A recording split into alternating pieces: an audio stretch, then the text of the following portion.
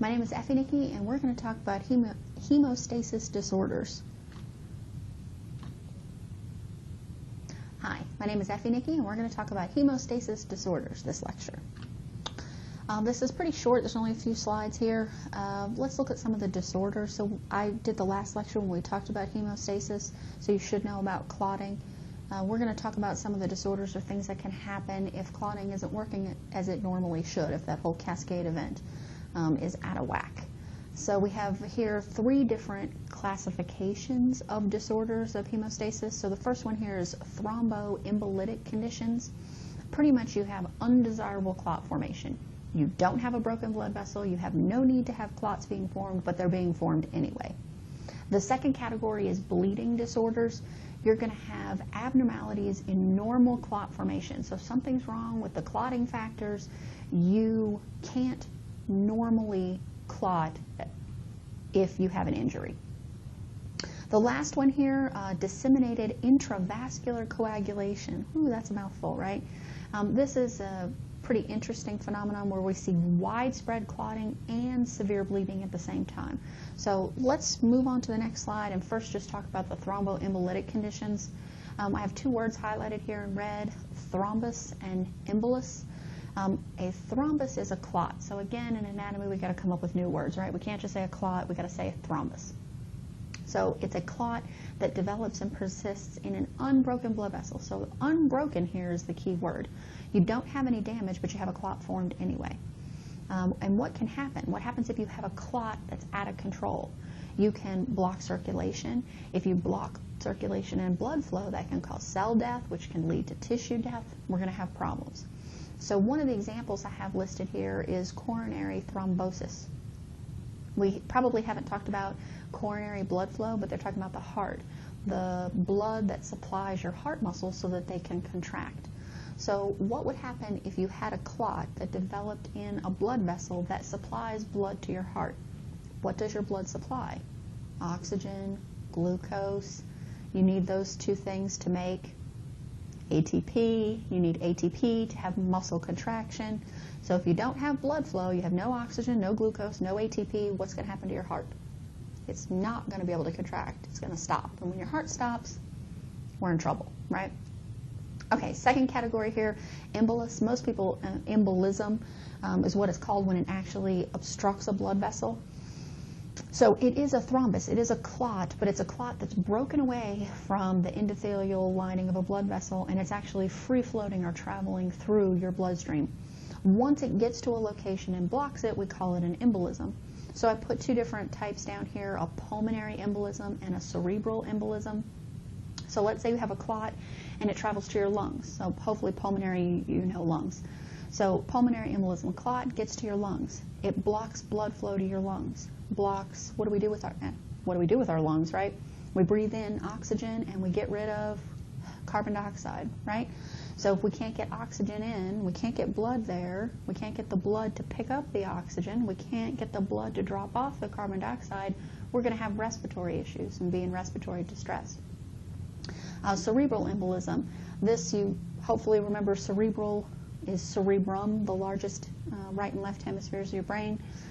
What happens if you have a embolism in an artery that supplies blood to your brain? Well, obviously we're going to have problems. Our neurons need ATP too, right? How do we make the ATP? We've got to have glucose and oxygen. If you block blood flow, you're going to have tissue death. And if you have tissue death in your cerebral hemisphere, it's not coming back, right? So bad situations all around. So here are some of the risk factors and some of the ways that we can prevent thromboembolic conditions or clotting. One of the risk factors here, atherosclerosis, pretty much a rough patch where platelets are going to stick to. And if the platelets stick to that, they might start forming a clot. It might actually activate some of the factors and have a clot formed.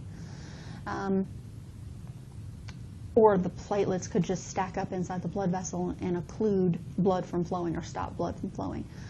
Also, slow blood flow. Remember we said that blood flow was one of the ways that we can limit a clot factor, right? As your blood's flowing through your circulation, it's diluting out the clotting factors so they don't have time to get activated or stuck where you wouldn't want them to be. So being able to have fast blood flow inhibits clot growth. So if you have slow blood flow, it could actually increase the ability for clotting to occur. And then a sub-factor under this is deep vein thrombosis. If you've ever heard of deep vein, it usually happens in your lower extremities, pelvic area, legs. Sometimes they call it economy class syndrome. So for sitting for a very long time in those economy seats where your legs are all scrunched up and you don't move, that you can develop this thrombus or this clot. And the major concern with that is you develop the clot and then you get up and you start moving, and then if that thrombus becomes an embolus and it travels to your lungs, you could have a pulmonary embolism. So that has happened frequently. That's why they say when you're on a plane, get up and walk up and down the aisle if you have to sit for more than 2 hours or something like that. Some of the ways that we can prevent these thromboembolic conditions or clot formation. First one here is aspirin. Aspirin is an antiprostaglandin. If you remember prostaglandins, I said that's released by platelets during that platelet plug formation that says, hey, more platelets, come here, we need to shore up this tear or patch this hole. So if you have an antiprostaglandin, which is aspirin, it will stop the platelets or bind up the prostaglandin and stop other platelets from being signaled to that area. Another thing is heparin. Heparin is an anticoagulant. It stops things from coagulating. It's actually inhibiting thrombin. So you can look at the previous lecture and go back and look at thrombin activating the fibrinogen into fibrin and then eventually into that mesh fibrin network. So heparin's going to inactivate thrombin or stop it from forming that clot. It's a naturally occurring protein. We have it in our mast cells, which is in the connective tissue matrix. If everything I just said is foreign, go back to chapter 4 and just look at it. There's a little section on mast cells and it talks about heparin. Warfarin. Warfarin is also known as Coumadin. If you've heard both of those, this is a vitamin K antagonist. If you remember from the last lecture, I said vitamin K is necessary for several clotting factors. So if we inhibit the vitamin K, those clotting factors can't be created. If you don't have the clotting factors, you stop that cascade and you don't have clotting to occur. So these are just some different ways that we can prevent thromboembolic conditions. So we're going to move to category 2, which is bleeding disorders. We have thrombocytopenia. This is you have a deficient number of platelets. You're not making enough platelets. If you don't have enough platelets to start with, you can't plug that hole, right? Why would you have this? Bone marrow suppression is one of the causes. Go back to the beginning of this chapter. We have hemocytoblasts, which are the stem cells, and they're going to make megakaryocytes, which eventually are going to be platelets. So if you suppress your bone marrow, you're suppressing those stem cells. Without those stem cells, you can't create platelets. The second highlighted thing here is impaired liver function. If you remember, many of our clotting factors are made or synthesized in the liver. So if you have impaired liver function, you can't make clotting factors. If you can't make clotting factors, you can't clot if you do have a bleed, and then you have excessive bleeding. Some causes: hepatitis, which is a viral infection of the liver, cirrhosis, which is where you've had tissue damage to your liver, and instead of reproducing healthy cells, you end up producing scar tissue or fibrosis. Also vitamin K deficiency, and this goes back to you can't synthesize clotting factors that need vitamin K if you don't have vitamin K. Simple, right? The last one is the one we're probably the most familiar with, hemophilia. There's several different types of hemophilia. It is genetic, so I have here several similar hereditary bleeding disorders. This is also, so I said genetic component as well as hereditary.